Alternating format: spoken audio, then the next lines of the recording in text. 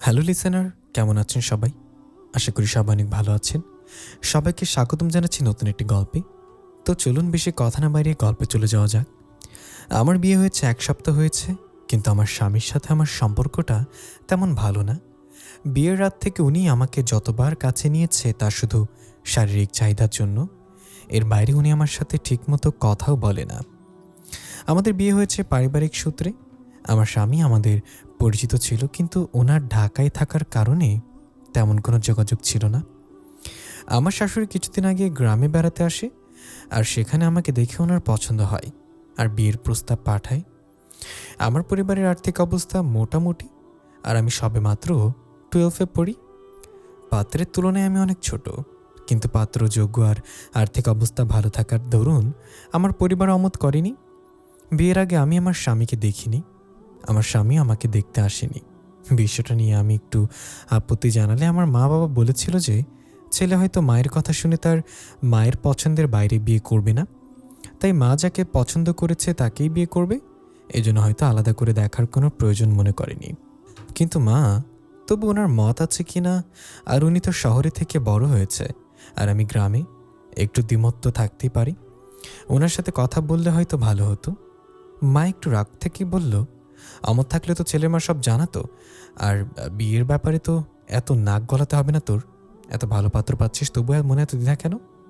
মায়ের কথাটা শুনে তখন খুব খারাপ লেগেছিল। হয়তো আমি যোগ্যতা ওনার কম, তবুও তো আমার একটা মতের মূল্য দেওয়া উচিত ছিল। তবুও মা বাবার কথাটাকে মেনে নিয়েছিলাম।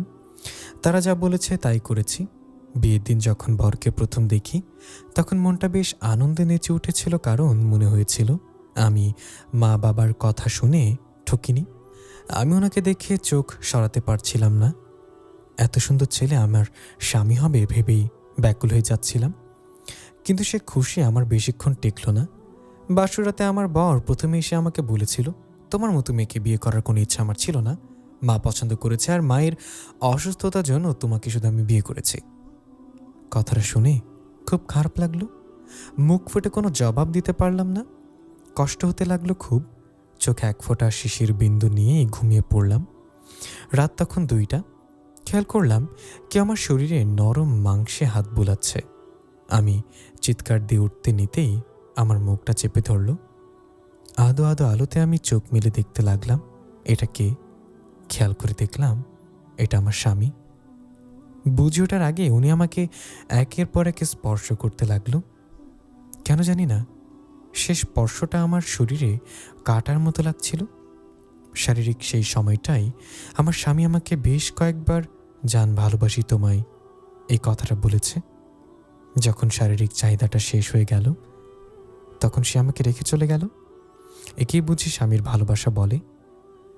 বয়সটা খুব বেশি না আমার, তবে ১০০০ স্বপ্ন নিয়ে এ বাড়িতে ঢুকেছিলাম। কি চেয়েছি আর কি হচ্ছে, উনি আমার সাথে তেমন কোনো কথা বলে না। শুধু রাতের ওই সময়টুকুতেই বলে, জান ভালোবাসি তোমায়। এছাড়া ওনার মুখে আমি ভালোবাসি শব্দটা উচ্চারণ করতে দেখিনি। মা বাবাকে সবটা বলার সাহস হলো না, কারণ তারা কষ্ট পাবে। বেশ কিছুদিন পর খেয়াল করলাম আমার স্বামীর অনেক বাজে নেশাও রয়েছে। সে সাথে প্রধান ছিল মেন নেশা।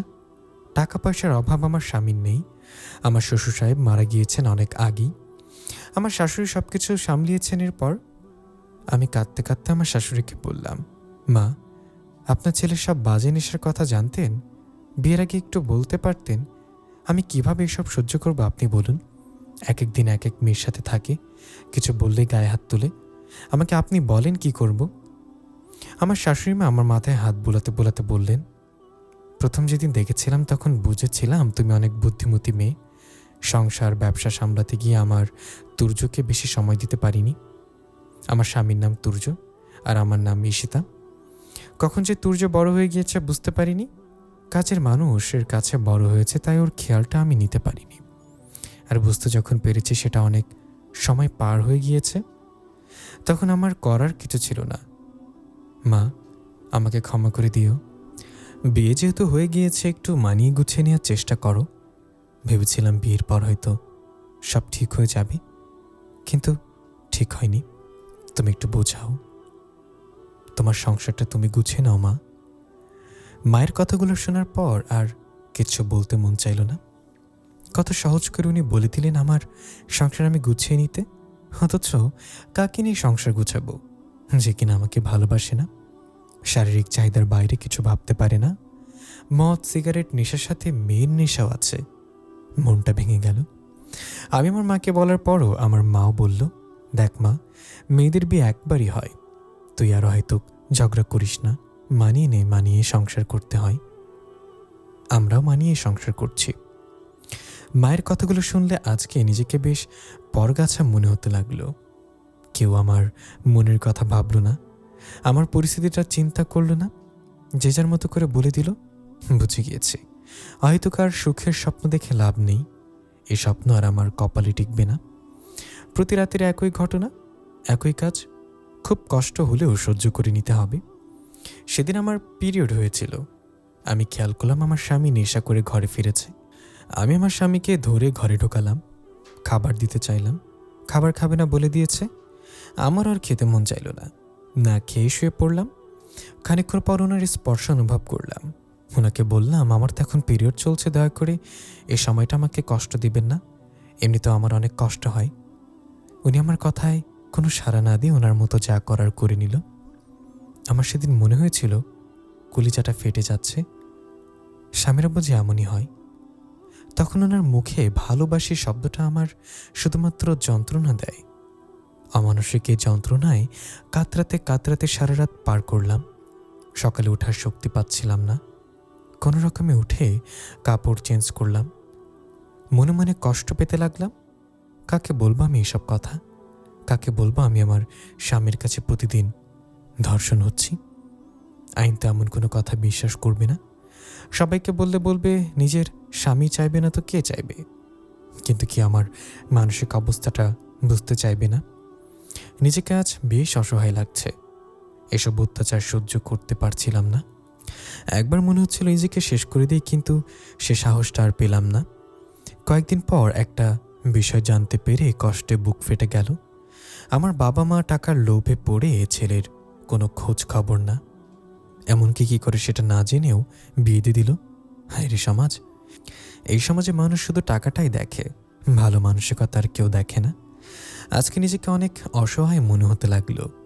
মেয়ে হয়ে জন্ম নেওয়াটাই যেন পাপ মনে হতে লাগলো।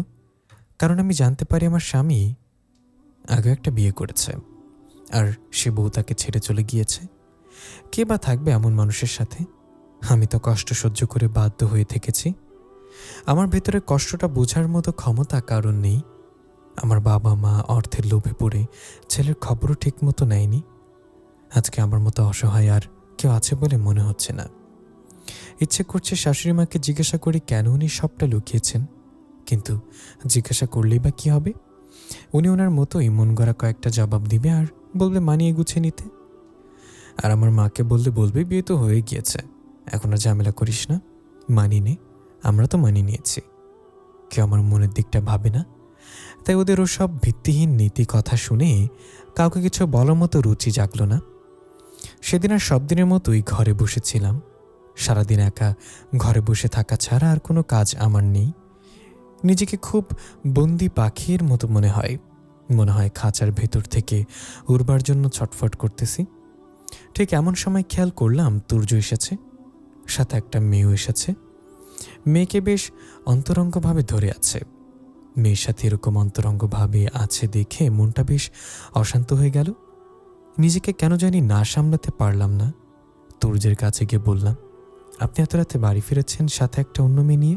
লজ্জা করল না ঘরে বউ রেখে অন্য মেয়েকে ঘরে তুলতে? রাতের পর রাত নেশা করে বাড়ি ফিরেন, কাপুরুষের মতো ঘরে এসে বউয়ের গায়ে হাত তুলেন, সাথে পরনারী নিয়ে ঘরে ফিরেন। আপনি কি মানুষ? পাশ থেকে মেয়েটা তুর্যের দিকে তাকিয়ে বলল, এই মেয়েকে আর এইভাবে কথা বলছে কেন? আমাকে ইনসাল্ট করে কথা বলছে আর তুমি চুপ করে আছো? এরকম কথা শোনার জন্য কি তুমি আমাকে এখানে নিয়ে এসেছো? এরকম জানলে আমি তোমার সাথে আসতাম না, আমি এখনই চলে যাচ্ছি। তুর্য মেয়েটার দিকে তাকিয়ে বলল, ও আমাদের বাসার কাজের মেয়ে, মা গ্রাম থেকে নিয়ে এসছে, ওর মাথায় সমস্যা আছে, মাইন্ড করো না প্লিজ। মেয়ে অবাক হয়ে তুর্যকে বলল, একটা কাজের মেয়ের এত বড় স্পর্ধা কি করে এভাবে কথা বলার? আরে বলো না, মায়ের লাইফে এত বড় হয়েছে, গাইয়া মেয়ে, খ্যাত মেয়ে, মায়ের লাইফে আমাকে স্বামী করে পাবার স্বপ্ন দেখছে, তো তুমি ওর কথা সিরিয়াসলি নিও না তো। মেয়েটা আমার দিকে তাকালো, তারপর একটু মুখটা বাঁকালোর বলল, সাহস কী করে হয় এভাবে কথা বলার? কাজের মেয়ে কাজের মেয়ের মতো থাক। আমি কাজের মেয়ে? না জেনে উল্টাপাল্টা কথা বলতে লজ্জা লাগছে না? আপনাদের মতো নিকৃষ্ট মেয়েদের জন্যই সমাজের এই হাল। লজ্জা লাগে না একটা পরপুরুষের সাথে বিয়ে বহির্ভূত মেলামেশা করতে, তার বেডে চলে আসতে? নিজেকে কতটা নিচে নামাবেন?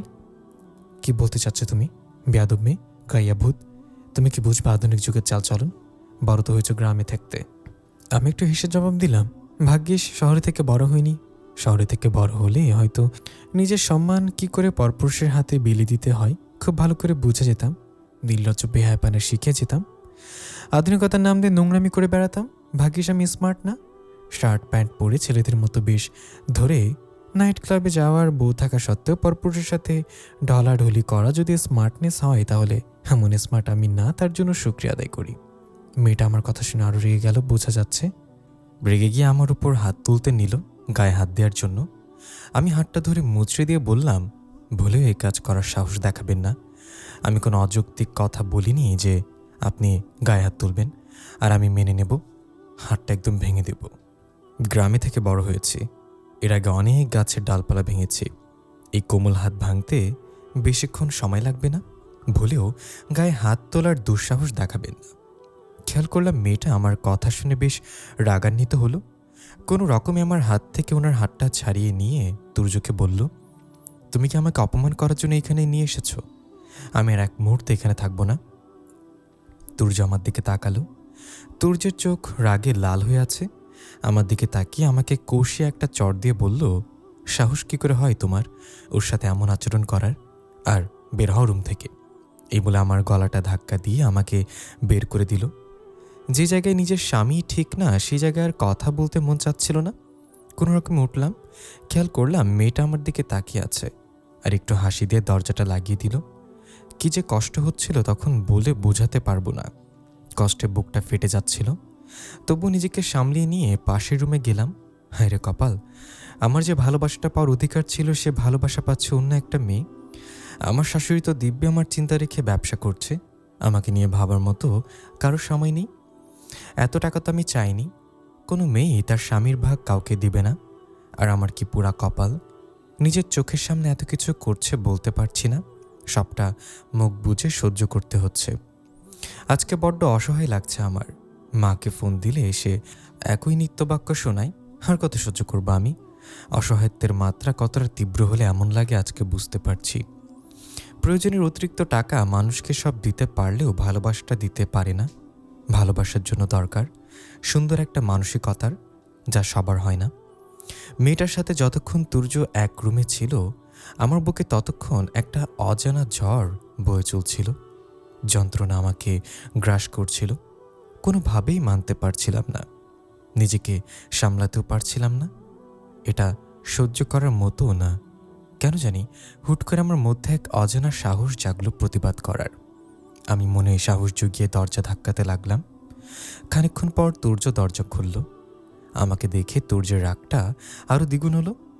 আমি তুর্যকে চিৎকার করে বললাম, আমি আপনার স্ত্রী, আমাকে রেখে আপনি এমন কাজ করতে পারেন না। কোনো মেয়ে এটা সহ্য করবে না। আপনি শুধু আমাকে কেন এইভাবে কষ্ট দিচ্ছেন? আমি কি ক্ষতি করেছি আপনার? বিয়ে করতে না চাইলে বিয়ের আগে বলতেন। আমাকে কেন এইভাবে বিয়ে করে কষ্ট দিচ্ছেন? অমানুষের মতো এইসব করতে লজ্জা লাগছে না আপনার? একটা নারীর মন নিয়ে খেলছেন, আপনার তো লজ্জা হওয়া দরকার। বউ রেখে পরনারীর সাথে এতটা রাত কাটেন আপনি, কাপুরুষ। কথাগুলো শুনে তুর্যের রাগের মাত্রা আরও বেড়ে গেল। আমার চুলগুলো ধরে আঁচড়ে ফেলে দিয়ে বলল, অনেক বেশি বলে ফেলেছিস, না জেনে অনেক কথা বলেছিস। আরেকবার দরজা ধাক্কা দিলে বুঝবি। এ বলে দরজা লাগিয়ে দিল। আমার ভেতরে ঝড়টা আরও বাড়তে লাগলো। আমি পুনরায় দরজা ধাক্কা দিতে লাগলাম। এবার দরজা খুলল এই মেয়েটা। দরজা খুলে আমাকে বলল, সমস্যা কি তোর? আমার সমস্যা কি মানে? ভদ্র ভাষায় কথা বলুন, সেন্স নেই তোর? এখানে একটা ছেলে আর একটা মেয়ে দরজা লাগিয়ে প্রাইভেট টাইম পাস করছে, আর তুই ভাবে চিল্লাচ্ছিস? লজ্জা নেই তোর? তোর যে এত মারে ঘৃণা নেই তোর? আমাকে লজ্জা ঘৃণার চ্যাপ্টার পড়াতে হবে না। লজ্জা তো হওয়া দরকার আপনার। আপনি জানেন যে তুর্যের বউ আছে জেনেও কীভাবে নিজেকে বিলিয়ে দিচ্ছেন? প্রাইভেট টাইম পাস করছেন নাকি বেহাপানা করছেন একটু ভেবে দেখুন। বেহাপানা করবেন আর কেউ প্রতিবাদ করলে তাকে জ্ঞান দিবেন? বেশ্যা মেয়ের মতো চলাফেরা করে আধুনিকতার দোহাই দেন আপনারা? লজ্জা লাগে না? এটা বলার পর মেয়েটা বেশ রাগ হয়ে তুর্যকে বলল, আমি আর এখন এখানে থাকবো না। এ কোনো মেয়েকে গ্রাম থেকে ভাড়া করে নিয়ে এসছো আমাকে অপমান করার জন্য? তুর্য মেয়েটার কথা শুনে দরজার সামনে এসে আমাকে বলল, তুই যাবি নাকি এভাবে অশান্তি করবি? আমি অশান্তি করছি? অশান্তি করছেন তো আপনি। এর আগেও একটা বিয়ে করেছেন, বউ রেখে চলে গিয়েছে, এখন আমাকে বিয়ে করে নষ্টামি করতেছেন অন্য মেয়ের সাথে।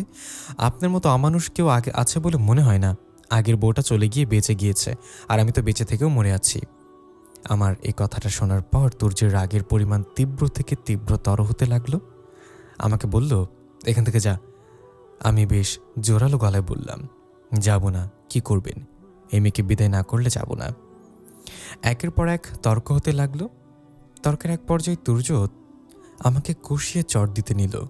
আমি এবারও তুর্যের হাত ধরে বললাম, অনেক সহ্য করেছি। সহ্যের মাত্রা অতিক্রম করলে আমি আর সহ্য করব না। আমি বোকা না, নিজের অধিকার আদায় কিভাবে করতে হয় আমি জানি। আপনার আগের বউয়ের মতো অবলা না। আগেরটা পালিয়ে গিয়েছে বলে আমি আপনার মার খাওয়ার পর পালিয়ে যাব সেটা ভাববেন না। বউকে সম্মান দিতে পারবেন না তো বিয়ে কেন করেছেন? কাপুরুষের মতো আচরণ করেন, আবার মেয়েদের গায়ে হাত তুলে নিজের পুরুষত্ব ফলাতে চান। আপনার আগের বউ পালিয়ে গিয়ে ভালোই করেছে, কারণ আপনার মতো কাপুরুষের সাথে থাকার চেয়ে পালিয়ে যাওয়া অনেক ভালো। আমি তো বাধ্যই আপনার কাছে থেকেছি। আরও কিছু বলতে নিব, ঠিক এই মুহূর্তে তুর্য আমার হাত থেকে ওর হাতটা ছাড়িয়ে নিয়ে আমার গালে জোরে একটা চড় দিল। আমি চড়টা খাওয়ার পর ওনার দিকে তাকিয়ে দেখলাম উনি বেশ গম্ভীর হয়ে গিয়েছে আমার কথাগুলো শুনে। আর আমাকে চটটা দেওয়ার পর কেমন জানি দম ধরে বসে পড়ল। খেয়াল করলাম কিছুক্ষণের মধ্যে মাটিতে লুটিয়ে পড়ল। আমি বুঝতে পারছিলাম না তুর্যের কি হলো। মুহূর্তের মধ্যেই তুর্য জ্ঞান হারিয়ে ফেলল। আমার কলিজার পানি যেন শুকিয়ে যাচ্ছিল। হঠাৎ কেমন হলো যে তুর্য এভাবে জ্ঞান হারালো?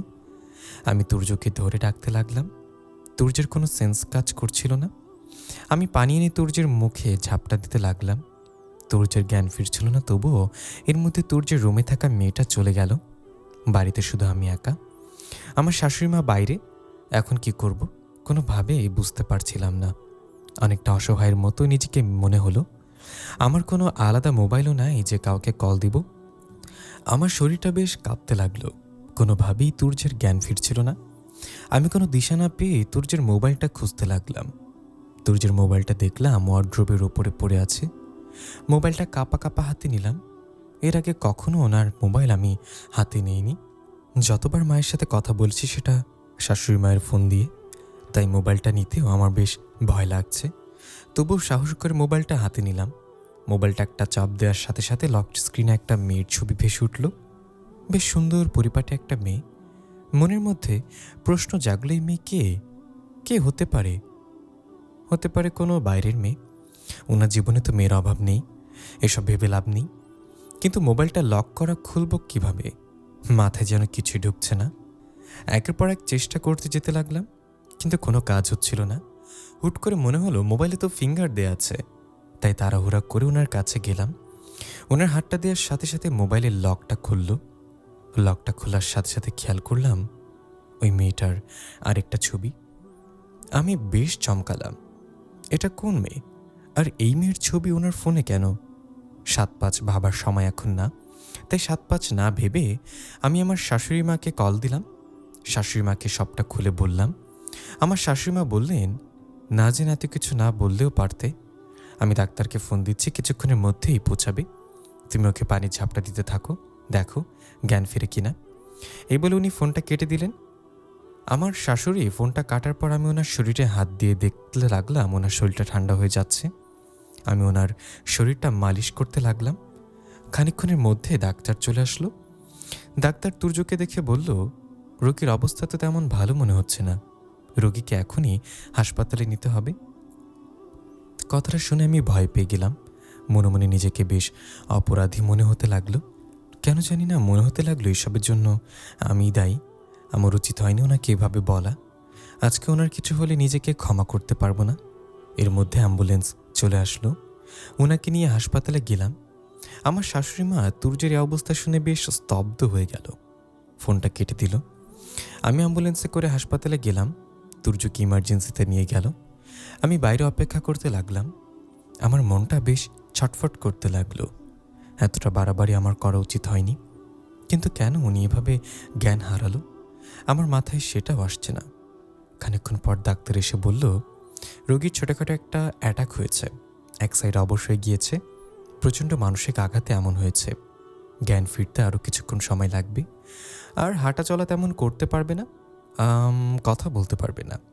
থেরাপি এক্সারসাইজ করলে হয়তো ঠিক করে হাঁটতে পারবে, তবে সেটাও সময় সাপেক্ষ।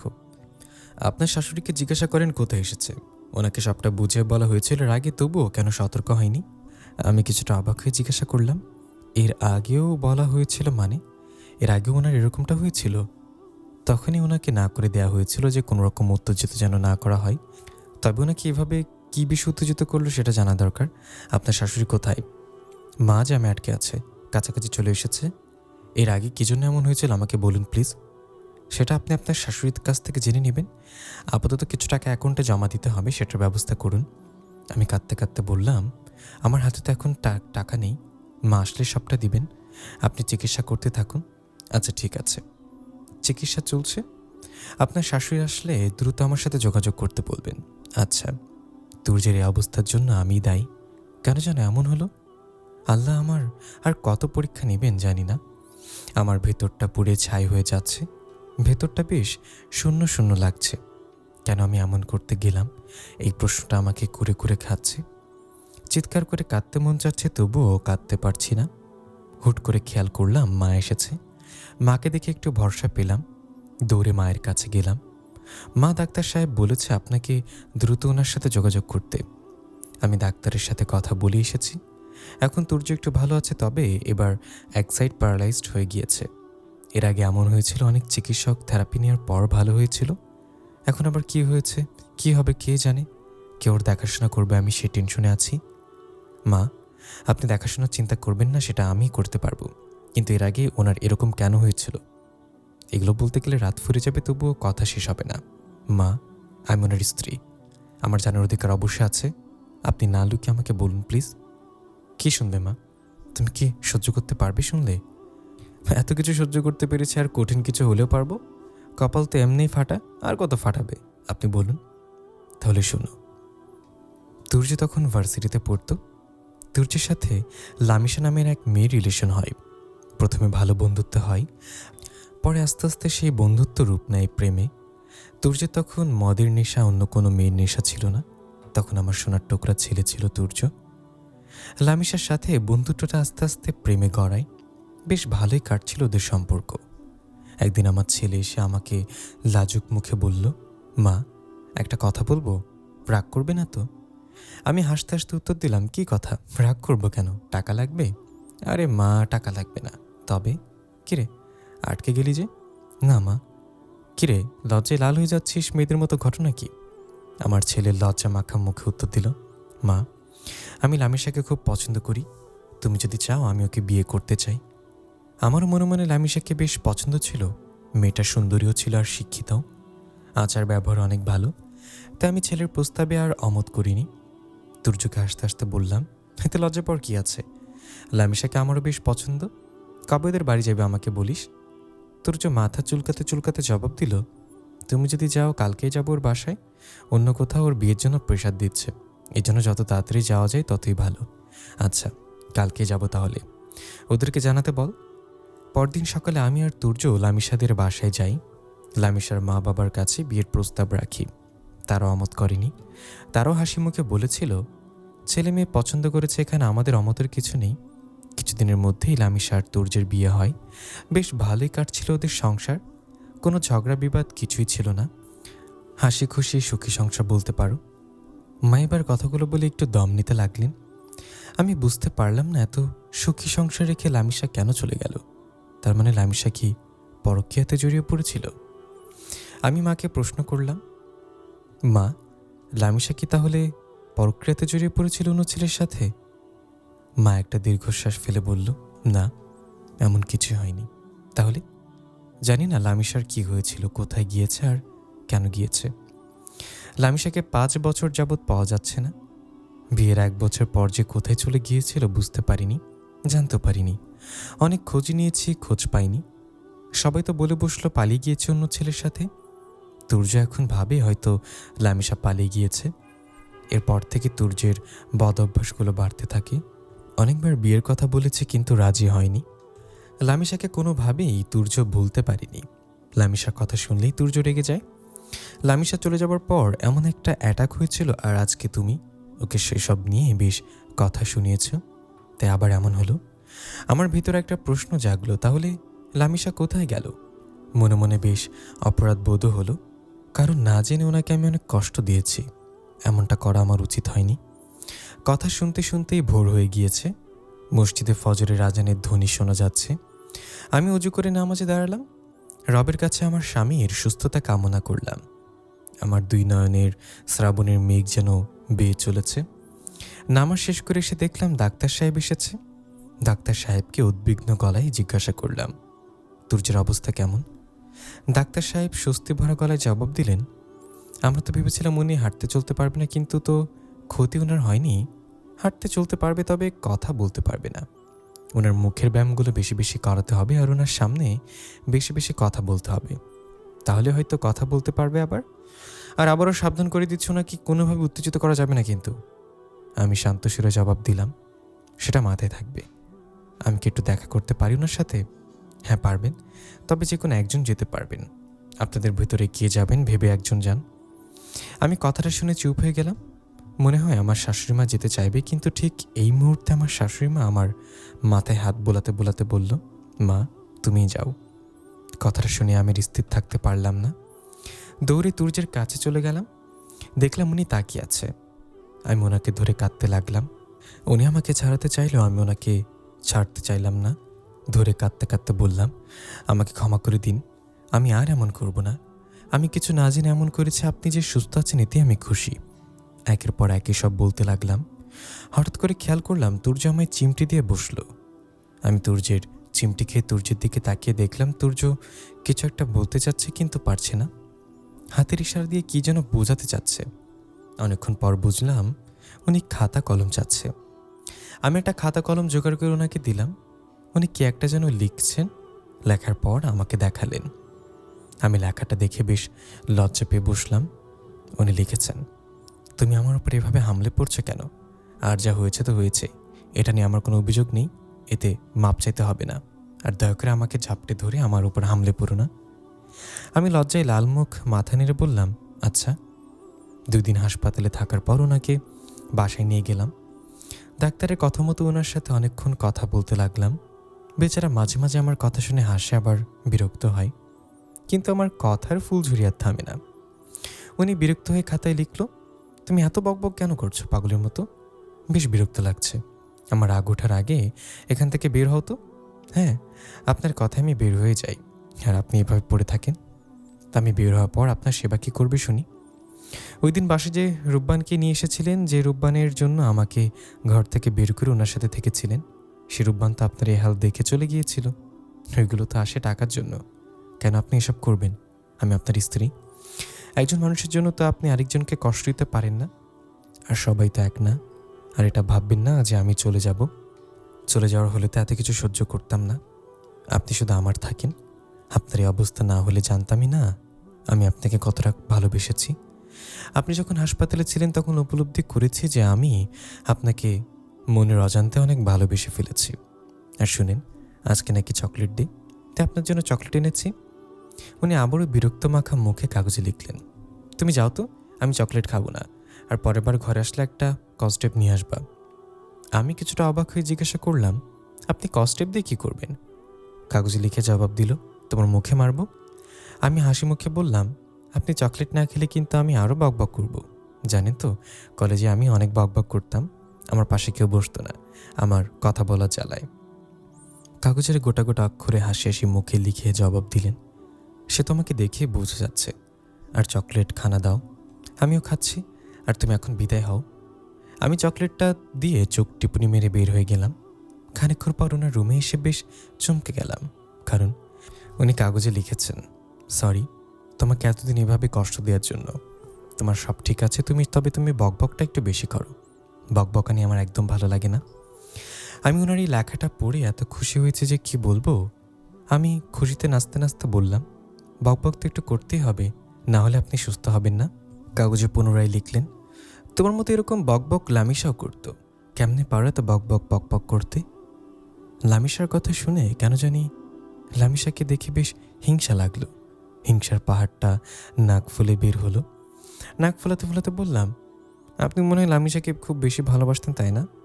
উত্তরে উনি লিখলেন, সত্যি বলতে লামিশাকে অনেক ভালোবাসি, আর আগেও বাসতাম। লামিশা যে কোথায় চলে গেল বুঝতে পারলাম না আজও। কোনো টাকা পয়সা নেয়নি। টাকা পয়সা নিলে হয়তো ভাবতাম টাকা পয়সা নিয়ে পালিয়েছে, কিন্তু কোথায় যে গেল আজও তার হুদিস মিলল না। খুব কষ্ট হয় মাঝে মাঝে উত্তর না খুঁজে পেয়ে। আমি বুঝতে পারলাম ওনার ভেতরে বেশ কষ্ট হচ্ছে, কিন্তু এখন কোনোভাবেই ওনাকে কষ্ট পেতে দেয়া যাবে না। আমাকে যা করার করতে হবে। আমি ওনাকে জড়িয়ে ধরে বললাম, আমাকে কি লামিশা ভাবা যায় না? লামিশার মতো আমাকে ভালো না বাসুন, লামিশার ভালোবাসার থেকে একটু ভালোবাসা দিতে পারেন? আমি না হয় ওটা নিয়েই থাকবো। আমি তো আপনার স্ত্রী। আমাকে কি ভালোবাসা যায় না? কাছে রাখা যায় না? আবার কি নতুন করে সবটা শুরু করা যায় না? এবার উনি কথাগুলো শুনে আমাকে ছাড়ানোর চেষ্টা করছিল, কিন্তু আমি নাছোড় বান্দার মতো ধরেই ছিলাম। উনি হুট করে আমাকে চিমটি দিয়ে বসলো। চিমটে খেয়ে আমি আহ বলে চিৎকার করে উঠলাম, কি ব্যাপার, চিমটি দিলেন কেন? উনি কাগজে রাগ রাগ মুখে বললেন, তুমি হুট করে এভাবে চাপটে ধরো কেন? আমি লজ্জা মাখা মুখে উত্তর দিলাম, আমার মন চাইছে আমার কথাগুলোর উত্তরগুলো কিন্তু পাইনি এখনো।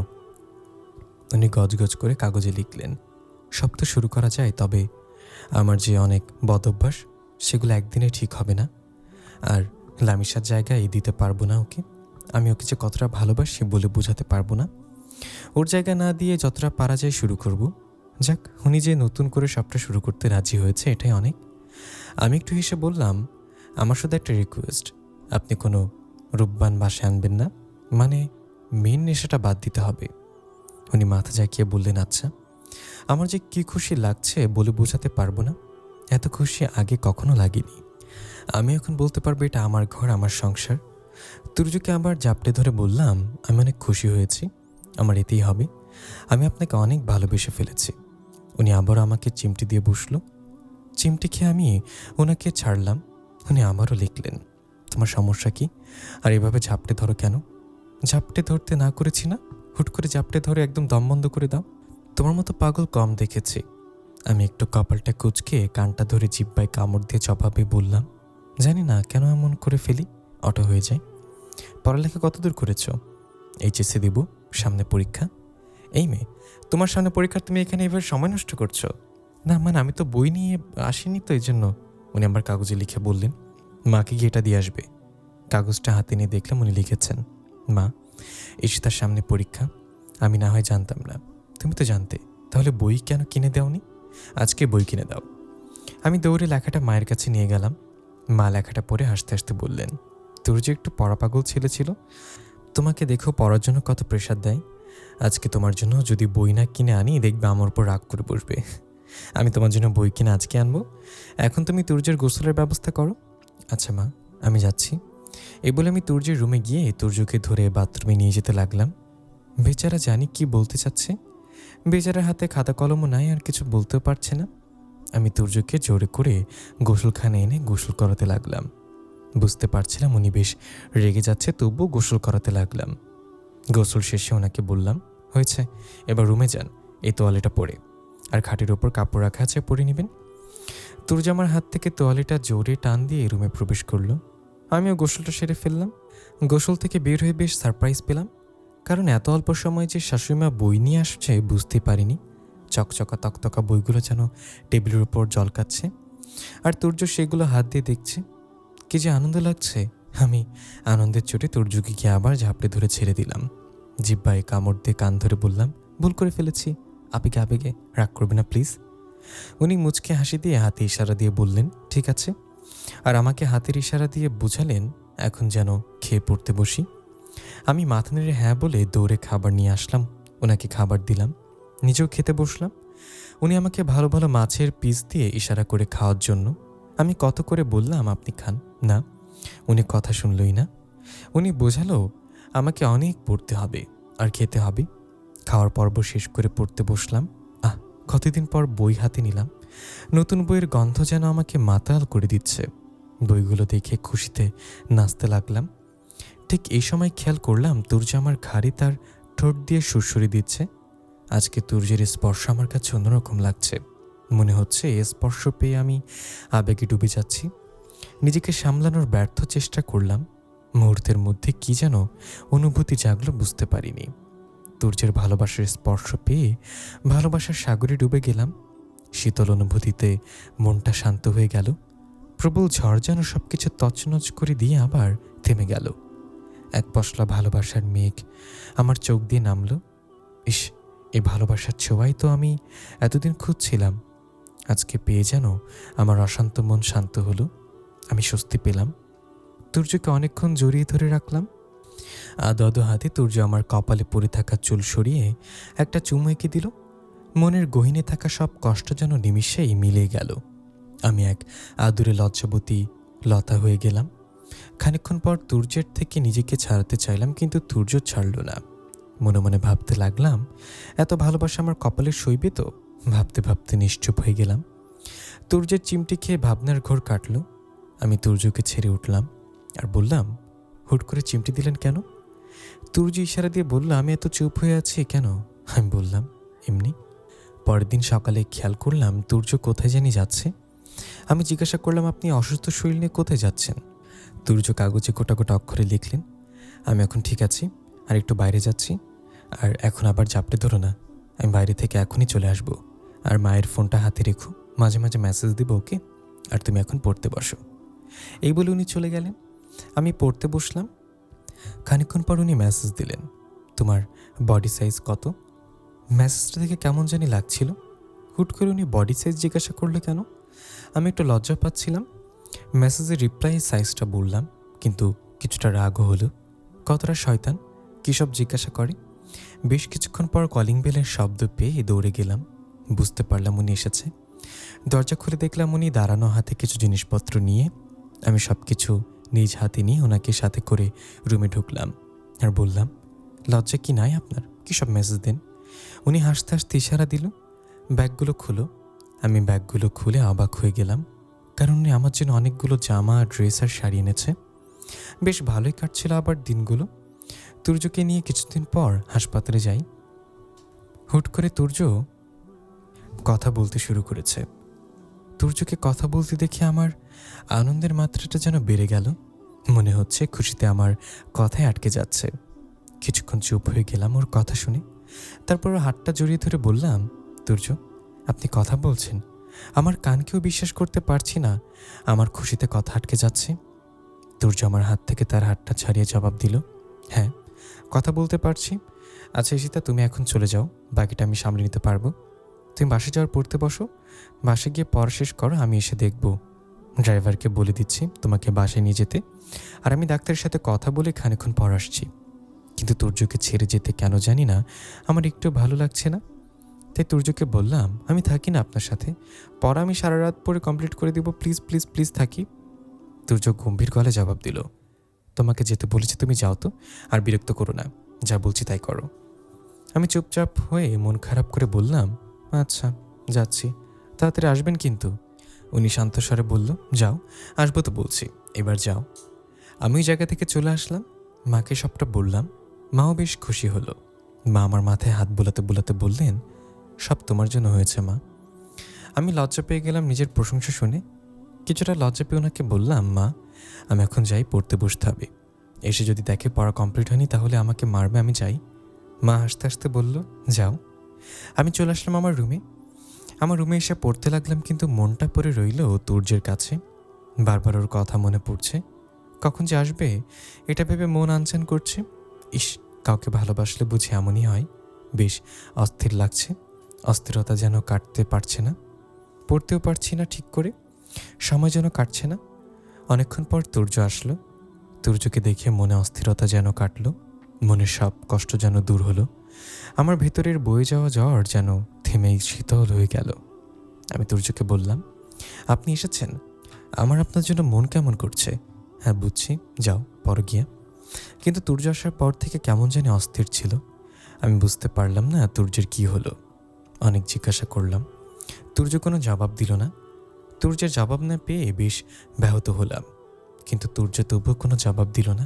বেশ কষ্ট লাগলো। সারাদিন এসবের মধ্যেই গেল। পরদিন সকালে ঘুম থেকে উঠে দেখি তুর্য পাশে নেই। তুর্যকে খুঁজে পেলাম না কোথাও। কোথায় গেল এত সকালে? ফোন করেও পেলাম না। অনেকক্ষণ পর তুর্য আসলো, সাথে একটা মেয়েকে নিয়ে। আর আমার চিন্তা বাকি রইল না, এই মেয়েটাই লামিসা। আমি তুর্যকে বললাম, লামিসাকে কোথায় পেলেন আপনি? জবাবে তুর্য বলল, ওই দিন ওকে দেখে আমার মুখে কথা ফুটেছিল। অনেক কষ্ট করে খুঁজে বের করে জোর করে ধরে আনি। পাশে থাকা লামিসা আমাকে দেখে বলল, একে? তুর্য উত্তরে বলল, তোমার পরে ওকে বিয়ে করেছিলাম। লামিসা তুর্যের গালে একটা কষিয়ে চর বসিয়ে দিয়ে বলল, লজ্জা করে না? ঘরে বউ থাকা সত্ত্বেও আরেকবারই বউকে তুলে আনো। তুর্য বেশ অবাক হয়ে জিজ্ঞাসা করলো, আরেকবারই বউ মানে? হ্যাঁ, আরেকবারই বউ। আমি তো তোমাকে রেখে আরেকজনকে বিয়ে করেছি, আমার বাচ্চাও আছে। আমি আমার জায়গায় ভালো আছি, তুমিও তোমার বউকে নিয়ে ভালো থাকার চেষ্টা করো। আর আমি কিছুদিনের জন্য বাংলাদেশে এসেছি, তার মধ্যে তুমি এই কাহিনী করলে। আমি তোমাকে কতটা ভালোবেসেছিলাম সেটা তো তুমি জানতে, তারপরও কেন এমন কাজ করতে গেলে? তোমার বিবেকে আটকালো না? দেখো তুর্য, সব কিছু বিবেক বা আবেগ দিয়ে হয় না। আর আমি ভালো আছি, আমাকে ভালো থাকতে দাও। মেয়েটা আমার দিকে তাকিয়ে বলল, নিজের স্বামীকে সামলাও আর আমার পিছু আসতে নিষেধ করো। আর তোমার নাম্বারটা দাও, তোমার স্বামী কোনো ঝামেলা করলে যেন তোমাকে পাই, ইনফর্ম করতে পারি। আমি নাম্বারটা দিলাম, উনি নাম্বারটা নিয়ে চলে গেল। আজ তুর্য বেশ চুপ হয়ে গেল। বুঝতে পারছি ওর অনেক কষ্ট হচ্ছে। ঘরে গিয়ে চুপ করে বসে রইল। খানিকক্ষণ পর তুর্য আমাকে জড়িয়ে ধরে বলল, চলো আমরা সব শুরু করি আগের মতো। আমি কাঁদো কাঁদো গলায় বললাম, আমি তো শুরু করতে চাই, আপনি চাইলেই সব সম্ভব। আমি চাই আর তোমাকে ভালো রাখার চেষ্টা করব। খানিকক্ষণ পর একটা অচেনা নাম্বার থেকে মেসেজ আসলো। মেসেজটা পড়ে আমার মাথাটা বেশ ঝিম ধরতে লাগলো, কারণ মেসেজটা দিয়েছে লামিসা। আর মেসেজটায় লেখা ছিল, আমি জানি তোমার নাম ঈশিতা, আমি জানি তুমি আমার তুর্যকে ভালো রাখবে। তুর্যকে আমি অনেক ভালোবাসি, কিন্তু আমার বিয়ের 1 বছর পর জানতে পারি আমার ক্যান্সার হয়েছে। আর বেশি দিন বাঁচব না। আমি এখন ক্যান্সারের লাস্ট স্টেজে আছি, বিদেশে চিকিৎসা করছি, হয়তো আর কিছুদিনে বাঁচব। চেয়েছিলাম তুর্য আমাকে ছাড়া ভালো থাকুক, আর আমি এখন নিশ্চিত সে সেটা পারবে। ওকে সব বলো না, তোমরা ভালো থেকো। কালকেই দেশের বাইরে চলে যাব। কোথায় যাব সেটা অজানে রেখে গেলাম, কারণ বললে হয়তো আবার ঝামেলা হবে তোমাদের মধ্যে। লামিসা। আমার চোখ দিয়ে অঝরে শ্রাবণের ধারা নামতে লাগলো। একটা মেয়ে কতটা ভালোবাসলে এমন করতে পারে? তুর্যকে না বলে থাকতে পারলাম না। তুর্যকে বলার পর তুর্য বেশ কষ্ট পেল। লামিসাকে অনেক খুঁজলো, কিন্তু লামিসাকে আর খুঁজে পেল না। কোথায় যে গেল ও? তবে লামিসা চেয়েছিল আমি আর তুর্য যেন ভালো থাকি। তুর্য লামিসার জন্য আমাকে মেনে নিল। লামিসার শূন্যতা তুর্যকে মাঝে মাঝে ক্রাশ করলে আমি সেটা ভালোবাসার পাহাড় দিয়ে থামিয়ে দিই। মাসখানেক পর আমার পেটে তুর্যের বাচ্চা আসে। তুর্য বেশ খুশি হয়।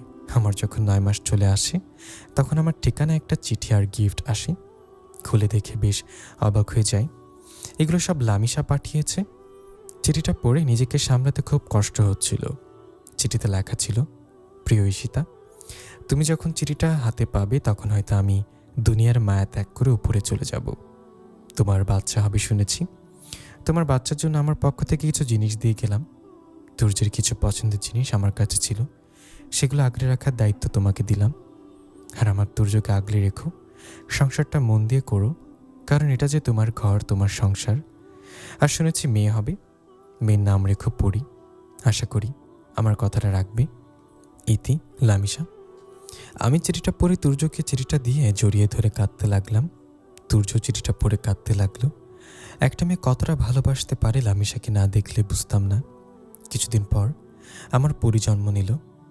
লামিসার কথা মতে ওর নাম পরি রাখি। ভালোই কাটতে লাগলো আমাদের সংসার। মাঝে মাঝে লামিসাকে বেশ মনে হয় কতটা ভালো মানুষ বাসতে পারে একজনকে। আমিও লামিসার দেয়া সংসারটাকে বলতে পারি এটা আমার ঘর, আমার সংসার। সংসার, সংসার, সংসার।